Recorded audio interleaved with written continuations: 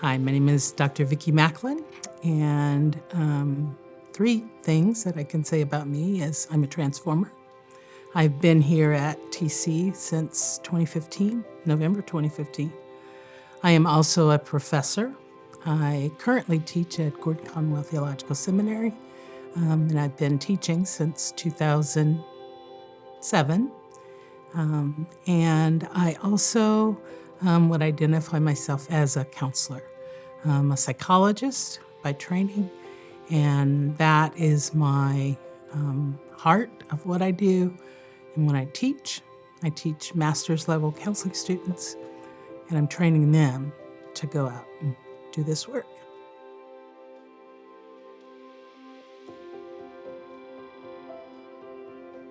It's really important to think about that people come from many different backgrounds, from cultural differences, ethnic and racial differences, from spiritual, how they engage spiritually, how they think of themselves with regards to their own gender and sexual identity.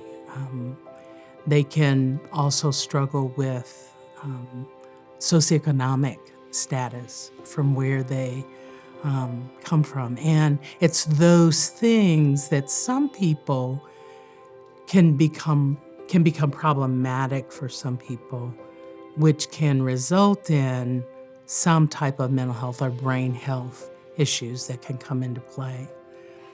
And it can be for those individuals that they see that as a reason to not seek out help, to not want to get assistance from a counselor.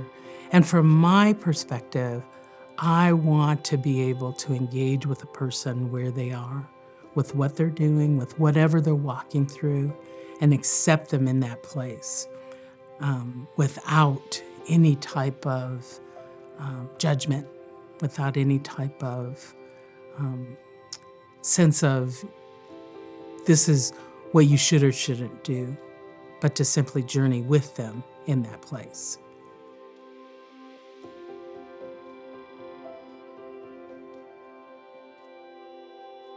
You know, some people think that when you talk about faith and our theology and psychology, they see those things in opposition to one another. They see those things as two different issues.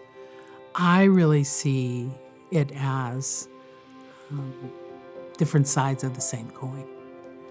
I believe that when I work with people, when I engage with folks, even when I engage from a perspective with either a Christian or a non-Christian, it's valuing that person, it's seeing that person the way God sees them. It's accepting them for who they are without thinking about, are they a Christian? Are they not a Christian? Because God has a value. God places value on people. And so when I engage with someone, I do that same thing. I value the individual that I have the privilege of journeying with whatever it is that they come to counseling for. So I don't see it as it's either faith or theology, or theology or psychology. I see it as both and. I see it as this way that God has gifted me in giving me tools to join with someone to address whatever it is that they're facing, whatever it is that they're journeying through.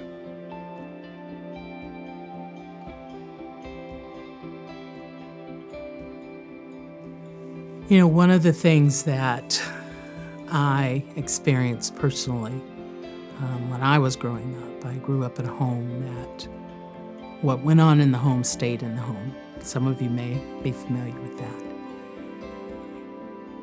But there was with that, this sense of shame around if you have some type of mental health issue or brain health issue, the way we identify it here at TC is, then there's something wrong with you. There is this automatic stigma that's placed on people. I can't be struggling. I can't want to seek counseling. I can't need to talk to someone about what I'm going through. And the way I like to help people to think about this is, if you have any type of illness, you will seek out the help that you need to get better, to get on the road to recovery. And I see that same thing to be true as it relates to brain health. You know, we are not people who don't go through life without problems. And some of us come up in life with so many struggles, so many difficulties, so many trials, and we don't always learn how to deal with those. We don't always learn how to handle those problems. And so we stuff and push down and ignore. And that can result in, one of the major problems that people can struggle with is depression. As depression is one of those things that comes from how a person thinks about himself.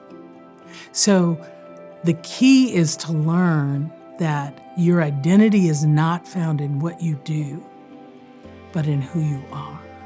It's not found in what you've walked through. It's found in how you continue to journey through life. And that's one of the things that I like to help people to understand. What you deal with, what you walk through, what you experience is not who you are. It does not define you. It's a part of your history, but it is not who you are. And so I like to help people to come to this understanding of who they are in spite of what they have had to deal with.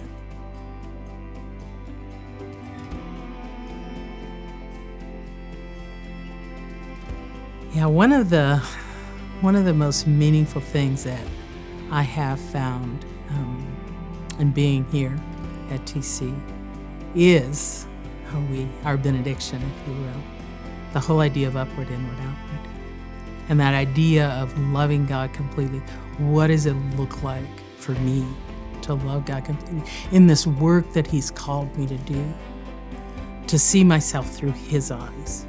And that involves loving myself correctly. That involves seeing what He sees and not what I see. Not seeing myself as less than or greater than, but seeing myself as He sees me. That then allows me to love others compassionately. And I believe that it's really founded in the work that I do. Is founded in this whole idea of upward, inward, outward. Loving God completely, loving myself correctly, so that I can love others compassionately. I had to learn how to love myself correctly. And I think that's one of the places where many can struggle, is learning to love themselves correctly.